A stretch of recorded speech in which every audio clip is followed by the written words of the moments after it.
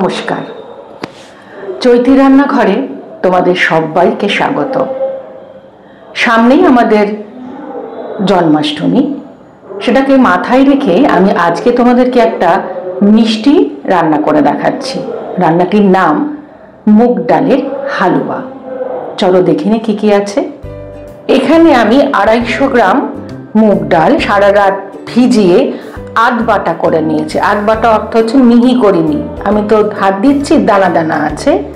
এখানে তেজপাতা, বড় এলাচ, ছোট এলাচ, আর এখানে রেখেছি মিল্ক মেড আর সামান্য ঘি।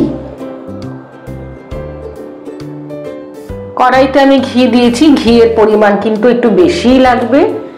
ঘি দেব, তারপরে তেজপাতা দেব। খুব সিম্পল রান্না, কেউ চাইলে এর সঙ্গে খোয়া ক্ষীরও দিতে পারো, আমি দিইনি।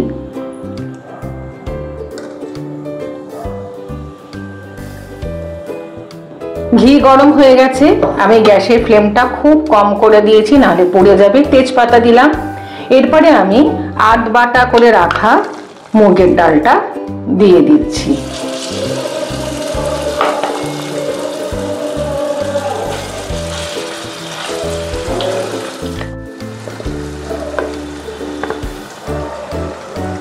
আমি এটাকে খুব ভালো করে ঘিয়ের মধ্যে একটু নাড়াচাড়া করব।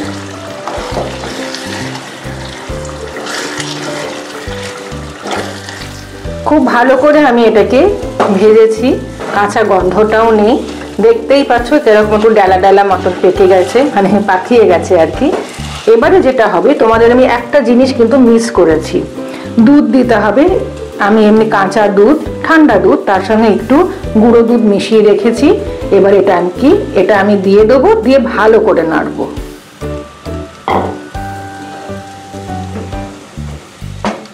আমি আরেকটু ঘি দিয়েছি এই রান্নায়। এই বাদামের হালুয়া, গাজরের হালুয়া, মানে হালুয়া যে যা রান্নাগুলো হয়, একটু ঘিটা বেশি লাগে।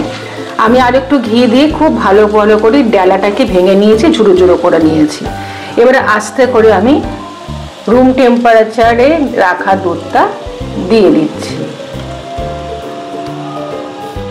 প্রথমে আমি সবটা দিলাম না, পরে দেব। দিয়ে খুব ভালো করে আমি এটাকে ম্যাশ করে নেব, দিয়ে একটু সেদ্ধ হতে দেব। আমি বাদবাকি দুধটা দিয়েছি, আর এখানে মিল্ক মেড, হ্যাঁ, আমি দিয়ে দিচ্ছি। তোমরা চাইলে চিনি দিতে পারো, গুড় দিতে পারো, বাতাসা দিতে পারো, যেটা তোমাদের ইচ্ছে দেবে।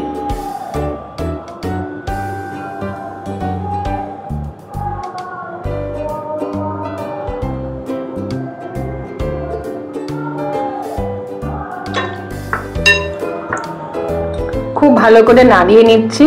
নাড়িয়ে নিয়ে এবার একটু এটা বন্ধ করে দেব, মানে ঢাকা দিয়ে দেবো। একটুখানি সেদ্ধ হবে।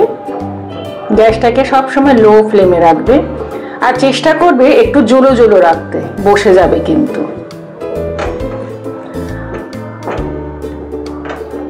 কিছুক্ষণের জন্য ঢাকা দিয়ে রাখছি। মাঝখানে আমি এসে ঢাকা খুলে আরো কিছুটা দুধ দিয়ে আমি এইরকম করে নেড়ে দিয়েছিলাম, দিয়ে ঢাকাটা বন্ধ করে দিয়েছিলাম। অনেকে ভাবতে পারো ডালা ডালাটা কেন, কারণ আমি তোমাদের আগেই বলেছি এই রান্নায় মিহি পেস্ট করিনি, তাই এরকম মনে হচ্ছে। তোমরা চাইলে করতে পারো, কিন্তু অরিজিনাল রেসিপিতে কিন্তু মিহি পেস্ট ছিল না। তোমাদের যেটা বলছিলাম, মাঝে মাঝে এসে দেখে যাবে যাতে তলায় ধরে না যায়, আর যে দুধটা রাখবে সেটা অল্প অল্প করে একটু একটু করে দিতে থাকবে। এমনি কোনো একটা ঝামেলার রান্না নয়, খুব তাড়াতাড়ি হয়ে যায়, তবে এটা একটু খেয়াল রাখবে। আর আগেই বলেছি একদম টাইট করবে না, যে কোনো জিনিস বসে যায়, এই হালুয়াও বসে যাবে, তাই একটু জোড়ো জোড়ো ব্যাপারটা থাকবে। এর মধ্যে আমি এখানে বড় এলাচ, ছোট এলাচ রেখে দিয়েছিলাম, আমি দিয়ে দিচ্ছি।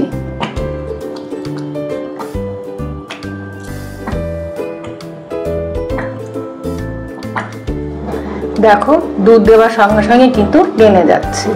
এইটা একটু খেয়াল রাখতে হবে যাতে নিচটা ধরে না যায়।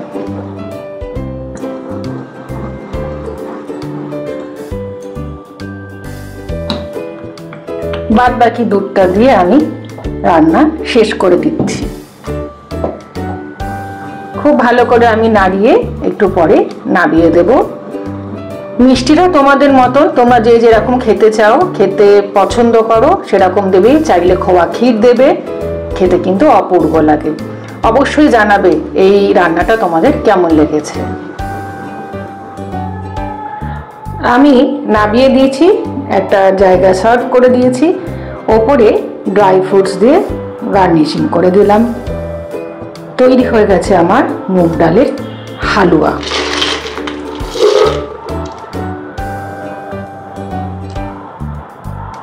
অবশ্যই জানাবে তোমাদের এই রান্নাটা কেমন লেগেছে।